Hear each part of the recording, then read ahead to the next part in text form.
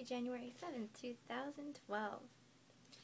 I have been working out of a 365-day adventure called Living Juicy Daily Morsels for Your Creative Soul by S.A.R.K, who is an amazing artist, and I have a couple of her books that I enjoy going through. She has this other one that I've already filled out most of the pages of, her journal, which I reference often enough. The thing about what we're working through right now is on January 1st and 2nd I did a couple of videos on procrastination. So I know it's really ironic that I haven't done a few videos in the last couple days. And here's the thing, I've learned a couple lessons about procrastination that I'd like to share with you. The first thing is, when you procrastinate, you make up a bunch of excuses. And I don't want to make up excuses because I've already learned my lesson on excuses through her play journal. And I'll show you the page on that.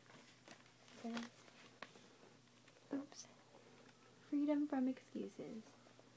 You see, the truth is, excuses are lies and no more. At the very bottom, she wrote, let your imagination work for you. See, when you procrastinate, you're worried about all kinds of things. It might happen, it might not happen, and we're all perfectionists, and we want everything to be perfect. So, that is why we procrastinate. But, the things that happen are, I said one thing, the second thing is you start to become like feeling behind in your own life. And who wants to feel that way? That's horrible. You just want to feel like you're on top of it and the whole world is yours. You can do whatever you want and you're free from having to do things that you need to do. But we always procrastinate the things that we need to do.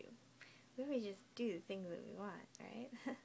So I want to read through what we missed out on. Might be a little bit longer of a video, and I apologize for my procrastination, but hopefully we learned some important lessons and I'll be able to keep more on top of it in the future.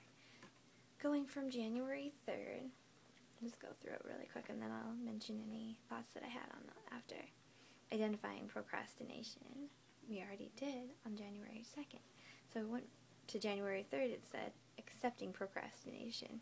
What a relief, because I had to come to terms with the fact that I procrastinated pretty bad, and it's super evident.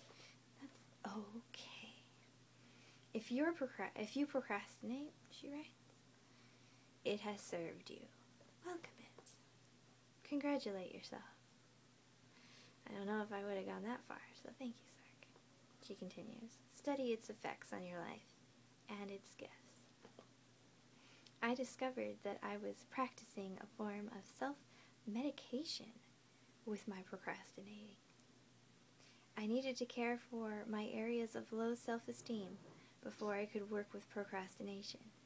At this point, I consider myself to be a recovering procrastinator. I am now ready to understand procrastinating. Really quickly, our low self-esteem does play a huge part in the issue of procrastinating. You have to learn how to be nice to yourself, and then you can do the things that you really want. January 4th, understanding procrastination. Weight the gifts and the negative qualities of procrastination. Negative qualities: not starting things, not finishing things, hiding, feeling self-anger, frustration, and paralyzing inertia. Gifts: continuing to have excuses, not feeling challenged, having a ready explanation for not living your dreams. You should have a ready explanation for living your dreams, in my opinion. Continuing, having more time, basking in the glow of denial. These gifts will continue. Gifts were in quotes, by the way. These gifts will continue to feed areas of low self-esteem until you believe in your own ability to fly. am now ready to release procrastination. January 5th. Studying procrastination. Begin to read and speak about procrastination. It thrives in isolation. It's like talking about it just makes it go away, because at least you're talking about it. I truly believed that I would be a paralyzed procrastinator all my life. Now that I've described myself as a recovering procrastinator, I can share this with other people. There are still areas where I get stuck, and now I reach out for help as soon as possible. I'm profoundly grateful to be surrounded by evidence of my recovering and continuing discovery. Like that she paired recovery and discovery. It's really fun because they do go together quite well. She continues with, knowledge gives you tools to work with procrastination. And it goes on. January 6th. Releasing procrastination. To release procrastination is to fly through your very own dream sky. Once I learned how to let go of procrastinating behaviors, my creativity soared into new places that seemed unreachable before. Letting go happens in layers and increments, and is definitely a process, and she put that in a box. I'm looking forward to the newest places I'll travel as I continue to let go. Releasing procrastination can produce euphoria. January 7th. Permission to procrastinate. Permission to explore.